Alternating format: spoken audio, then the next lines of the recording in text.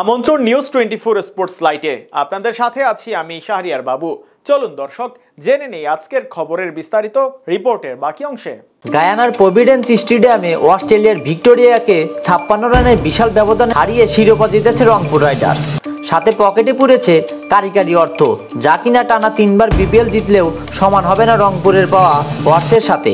জয়ের নায়ক সৌম্য সরকার। সৌম্যর বিধ্বংসী এক ইনিংসে ভর করেই 3 উইকেটে 178 রানের চ্যালেঞ্জিং সংগ্রহ দাঁড় করায় রংপুর। জবাবে 18.1 ওভারে 122 রানে গুটিয়ে যায় ভিক্টোরিয়া। টুর্নামেন্ট থেকে সবার আগে বিদায়ের দোরগোড়ায় ছিল যে দলটি, আজ তারাই কিনা জিতে নিয়েছে শিরোপা, নাম লিখিয়েছে ইতিহাসের পাতায়। প্রথমবারের মতো আয়োজন হওয়া গ্লোবাল সুপার লিগের চ্যাম্পিয়ন দল হিসাবে আজীবন নাম থাকবে বাংলাদেশের ফ্র্যাঞ্চাইজি রংপুর রাইডার্সের। অথচ তাদের খেলাটাই নিশ্চিত ছিল না একটা সময়। গ্লোবাল সুপার লিগে এবারের আসরে অংশ নেওয়ার জন্য প্রথমে প্রস্তাব পেয়েছিল বিপিএল চ্যাম্পিয়ন ফরচুন বরিশাল, তবে তামিমের দল অবশ্যই আসরে খেলতে অস্বীকৃতি জানান। রানার্স আপ কুমিল্লা ভিক্টোরিয়ান্সের কার্যত এখন কোনো পরিচালনা কমিটি নেই। শেষমেশ আয়োজন কমিটিটি দ্বারস্থ হয় রংপুরের। বৈশ্বিক কোনো আসরে বাংলাদেশ থেকে প্রথম ফ্র্যাঞ্চাইজি হিসাবে খেলার স্বপ্ন হাতছাড়া করতে চায়নি রংপুর। অংশ নেয় 5 দলের এই প্রতিযোগিতায়। আসরের শুরুতেই রংপুর সহজ 2 ম্যাচকে কঠিন করে হেরেছে দুটিতেই। প্রথম ম্যাচে সুপার ওভার পর্যন্ত খেলা নিতে পারলেও পরের ম্যাচে তো হেরেছে নির্ধারিত ওভারের মধ্যেই। প্রথম দল হিসেবে তখন বাদ পড়ে যাওয়ার শঙ্কা ছিল রংপুর শিবিরে, তবে বাংলার এই ফ্র্যাঞ্চাইজি ঠিকই ঘুরে দাঁড়িয়েছে।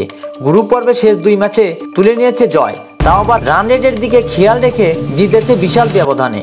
আর তাতেই নিশ্চিত হয়ে যায় তাদের ফাইনাল খেলা। ফাইনালের আগে দেখা দেয় আরও এক বিপত্তি। জাতীয় দলে ম্যাচ থাকার কারণে ফাইনাল খেলাটা অনিশ্চিত হয়ে যায় টাইগার ক্রিকেটারদের। শেষ পর্যন্ত জাতীয় দলের প্লেয়ারদের নিয়েই মাঠে নামে রংপুর। সৌম্য সরকারের ক্যারিয়ারের অন্যতম সেরা এক ইনিংসে ওয়াজি ক্লাব ভিক্টোরিয়ার বিপক্ষে জয় পায় রংপুর রাইডার্স। জন্ম দেয় নতুন এক ইতিহাসের। এমনিতে গ্লোবাল সুপার লিগের প্রথম আসরের চ্যাম্পিয়ন, তার উপর আবার বৈশ্বিক কোনো আসরে বাংলাদেশের কোনো দল প্রথম অংশগ্রহণে এই শিরোপার জয়। শনিবার দিনটা রংপুর রাইডার্সের জন্য তাই একটু বেশি স্পেশাল। সেই সাথে চ্যাম্পিয়ন দল হিসেবে পকেটেও পড়েছে বিশাল পরিমাণ অর্থ।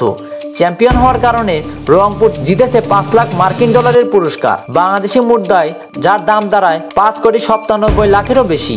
মজার ব্যাপার হলো বিপিএল এর শিরোপা জয়ী দলকে দেওয়া হয় 2 কোটি টাকার পুরস্কার, আর সেখানেই কিনা 5 ম্যাচের আসর জিতে রংপুর পেয়েছে প্রায় 6 কোটি টাকা। টাকা পাওয়ার উৎস এখানেই শেষ নয়। গ্রুপ পর্বে 4 ম্যাচের 2টিতেই জয় পেয়েও অর্থ পুরস্কার পেয়েছে রংপুর। প্রতি ম্যাচের জন্য 25,000 মার্কিন ডলার করে মোট 50,000 মার্কিন ডলারও জুটেছে রংপুরের ঝুলিতে, বাংলাদেশি মুদ্রায় যার দাম দাঁড়ায় 50 লাখের মতো।